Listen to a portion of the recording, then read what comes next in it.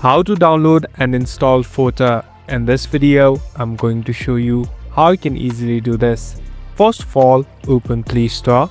Now, here on the right bottom, you can find the search icon. Simply tap on the search icon. Here on the top at the search bar, search for Fotor. So it will pop up in the top. Simply tap on it. Make sure that this is the right application.